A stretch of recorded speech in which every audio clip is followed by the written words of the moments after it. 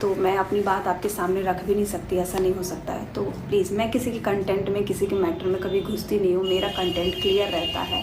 मैं अपना makeup artist का या अपनी लाइफ से रिलेटेड कुछ भी होता है तो मैं वो सारा चीज़ रखती हूँ। बट अभी मुझे काजल मिथुन की शादी में जो हुआ उस चीज़ को रखना है आप लोग के सामने, सारी सच्चाई रखनी है। तो जब तक आप इस ब्लॉग को देखेंगे नहीं पूरा, आप लोग सारी सच्चाई को नहीं देख पाएंगे।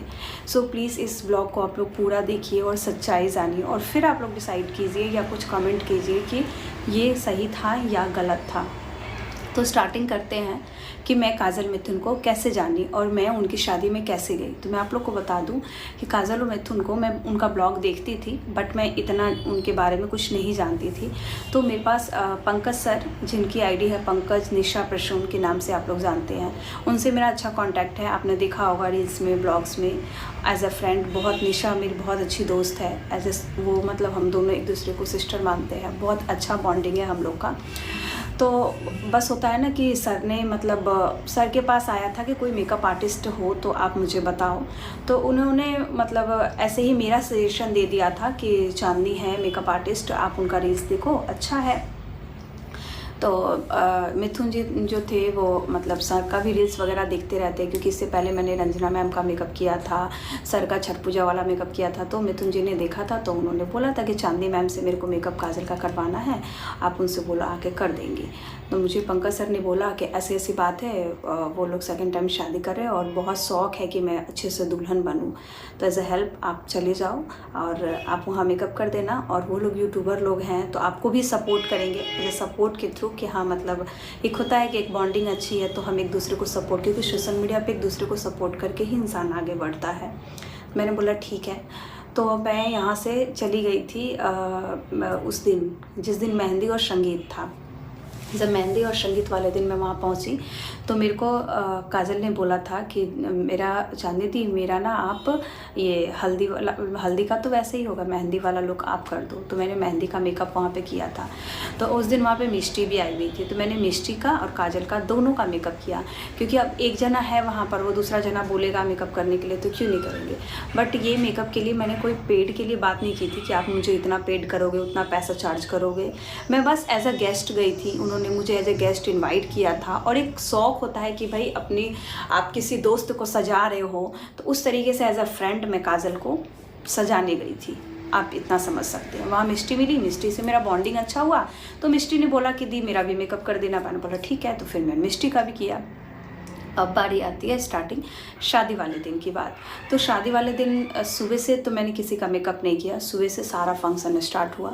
शाम में पता चला कि जो लड़की का नहावन होने वाला है वो वहीं पे होगा जहाँ पे मैरिज हॉल था। घर पे सारी जो विधि थी वो सब कुछ हो गया, और वहाँ पर होटल में जा कर के, और पंडित जी ने बोला था कि जो नहाते हैं दुल्हन वो वहीं होगा। तो मैं, काजल, मिष्टी और सब लोग एक गाड़ी में गए थे। और वहाँ पे काजल के मतलब कोई दोस्त हैं पुरानी, वो आई हुई थी, वर्षा दी। तो वर्षा दी जब आई हुई थी तो वर्षा दी को शाम में पता चला सडनली कि उनके मम्मी पापा का, यानी कि काजल की मम्मी, जिन्होंने ये सारा इल्ज़ाम मेरे पे लगाया है, तो काजल की मम्मी जो है वो आने वाली भी है, नहीं भी आने वाली है। मतलब कि उनका कोई कंफर्म नहीं है कि काजल के मम्मी और पापा आएंगे भी या नहीं भी आएंगे। तो बात आ गई कन्यादान पे कि काजल का कन्यादान कौन करेगा।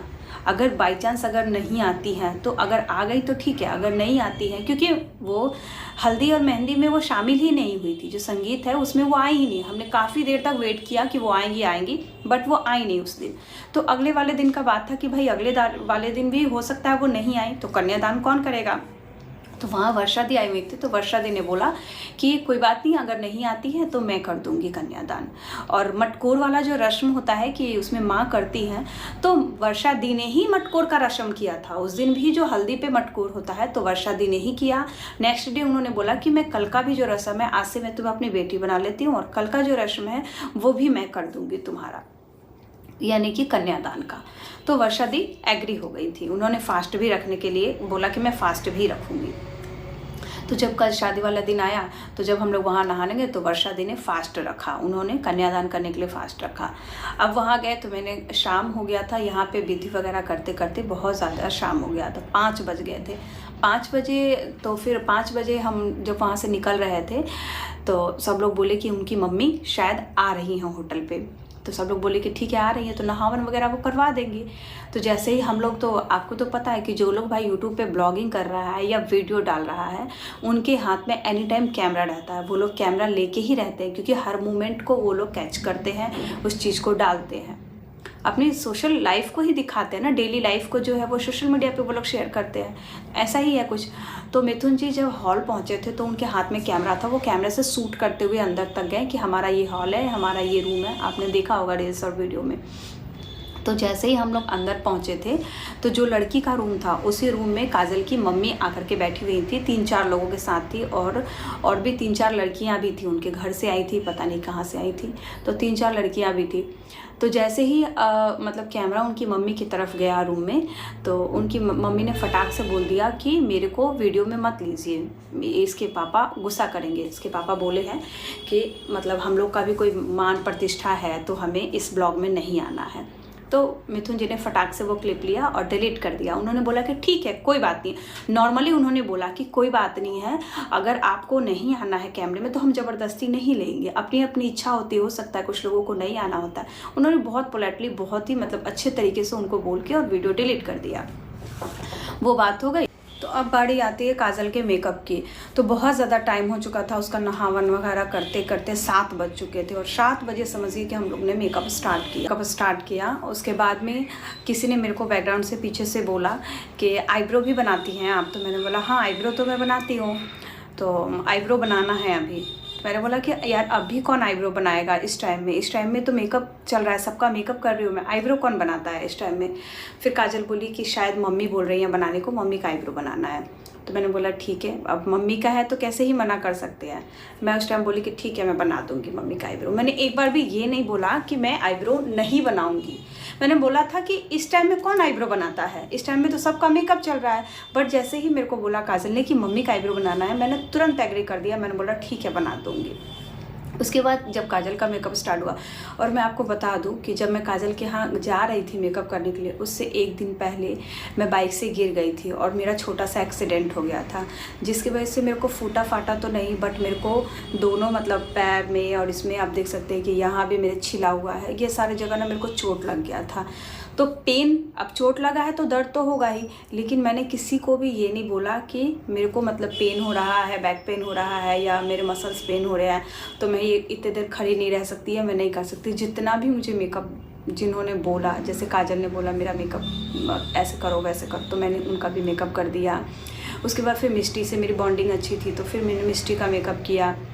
फिर वर्षा दी जिन्होंने कन्यादान के लिए बोला हुआ था, तो वर्षा दी ने बोला कि मेरा मतलब आप थोड़ा सा टचअप कर देना, क्योंकि कन्यादान के लिए मैं बैठूंगी तो माँ बनी हूँ भाई, तो मेरे को थोड़ा सा अच्छा लगना चाहिए। तो मैंने बोला ठीक है। फिर वर्षा दी का भी मेकअप मैंने किया। उसके बाद मैं थोड़ा सा मैं सोची कि मैं खुद का मेकअप कर लूँ, जब तक मनीषा आ गई थी। तो फिर मनीषा आई तो मनीषा ने मेरे को बोला कि आप खुद क्यों नहीं तैयार हुए हैं, अब पहले जाओ आप तैयार हो जाओ। लेकिन मैंने बोला कि नहीं, आप सब लोग का कर ही दी हूँ तो आप बची हुई हैं, आपका भी कर देती हूँ। तो मैं ना जैसे गई मनीषा का मेकअप करने के लिए, तो मैंने देखा कि मनीषा का आईब्रो मतलब ग्रोथ आया हुआ था, तो आई मेकअप करना था। अब यार ये मेरी आदत है कि अगर मैं किसी का मेकअप स्टार्ट करूँगी तो अगर फेस पे हेयर्स रहेंगे या आईब्रो मतलब बढ़ा हुआ रहेगा तो मैं उसको क्लीन करके ही मेकअप करती हूँ। तो मैंने धागा लिया और मनीषा का जो भी हेयर्स था उसको क्लीन किया आईब्रो का, और फिर उसका मेकअप स्टार्ट किया। मनीषा का मेकअप किया जब तक बारात भी आ चुकी थी। मनीषा मतलब अपना मेकअप जल्दी जल्दी बोली कि बहुत ज़्यादा नहीं करिए, थोड़ा थोड़ा बहुत मेरा कर दीजिए और आप अपना तैयार हो जाइए।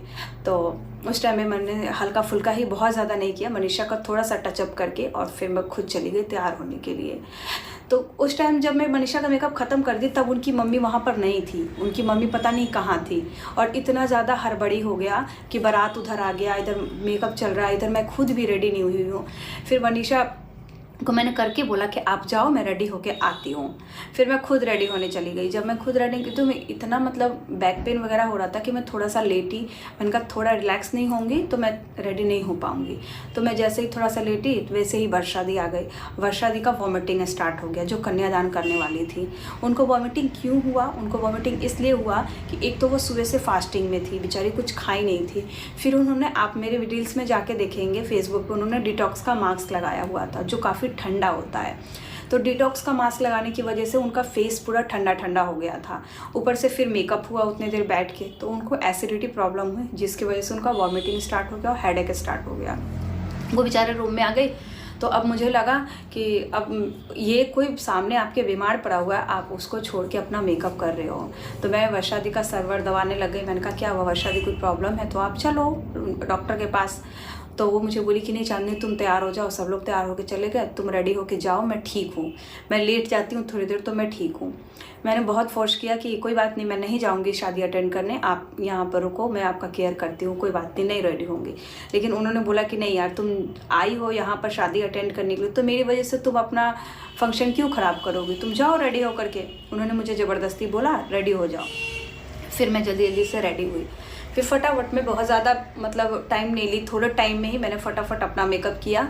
और जैसे ही मैं बाहर निकली तो मैंने देखा कि जयमाल भी हो चुका था। अगर आप लोग जाकर के वीडियो को अगर डेप्थ देखेंगे ना तो आपको समझ में आ जाएगा कि मैं जयमाल के समय नहीं थी। जब जयमाल हुआ तब पर भी मैं नहीं थी, जब लड़की की एंट्री हुई तब पर भी मैं नहीं थी। क्यों नहीं थी ये बताऊँ? क्योंकि मेरे पास टाइम ही नहीं मिला था कि मैं फंक्शन अटेंड कर सकूं। सबका मेकअप करते करती बोलती भाई मेरा आईब्रो कर दो या मेकअप कर दो, तो मैं कर देती। अब बात रही कि वर्षा दी पे मतलब लोग बोल रहे हैं कि कन्यादान नहीं की, वो भाग गई।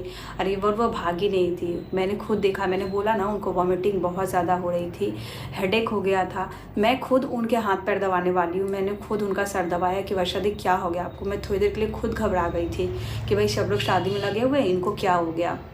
उनके हस्बैंड उनको लेके डॉक्टर के पास गए। फटाफट डॉक्टर के पास गए तो डॉक्टर ने उनको बोला कि एसिडिटी प्रॉब्लम बहुत ज़्यादा हो गई थी। क्योंकि नेक्स्ट डे जब मैं घर पे आई तो मैंने कॉल किया कि वर्षा दी आप ठीक हो, तो उन्होंने मुझे बताया कि यार एसिडिटी मतलब फास्टिंग रहने की वजह से इतना ज़्यादा हो गया था कि मेरे सर पे चढ़ गया था। तो कोई रीज़न हो सकता है कि जिसकी वजह से वो नहीं रुकी। ऐसा नहीं है कि अगर किसी इंसान को कन्यादान नहीं करना होता तो वो फास्टिंग क्यों रखता। वो सुबह से आप देखो रेस्टोरेंट गए थे, आप मेरे जाकर रील्स में देखो, जब मैं रेस्टोरेंट गई थी वर्षा दी के साथ, वर्षा दी कुछ नहीं खा रही थी क्योंकि वो फास्टिंग में थी। वो मुझे खिलाने लेके गई थी, वो बोली थी कि चलो तुम्हें मार्केट से कुछ खिला के लेके आते हैं, तो वो मुझे लेके गई थी खिलाने के लिए। वो कुछ नहीं खाई थी। और मैंने सब कुछ किया ना, सबका मेकअप किया मैंने, कोई पेड नहीं मतलब पैसे के लिए मैंने वहाँ पे काम नहीं किया कि हाँ भाई मुझे पैसे मिल रहे थे। तो आप ये चीज़ नहीं कह सकते हैं कि मेरा आईब्रो नहीं बनाई पैसे के लिए या किसी भी चीज़ के लिए। मैं तो वहाँ पे शौक से गई थी, शौक से एक दुल्हन को तैयार करने गई थी। काजल से मेरी बॉन्डिंग थी, मिष्टी से मेरी अच्छी बॉन्डिंग हुई थी। और पंकज सर ने मेरे को बोला था कि आप जाओ, वो लोग बहुत अच्छे हैं, थोड़ा सा मेकअप वगैरह कर देना।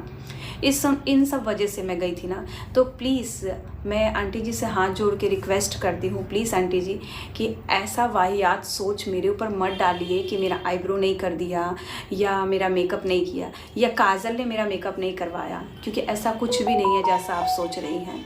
और आपका पर्सनल लाइफ का क्या मैटर है वो मुझे नहीं पता है। मैं नहीं जानती हूँ कि आपके में और काजल में क्या बॉन्डिंग है।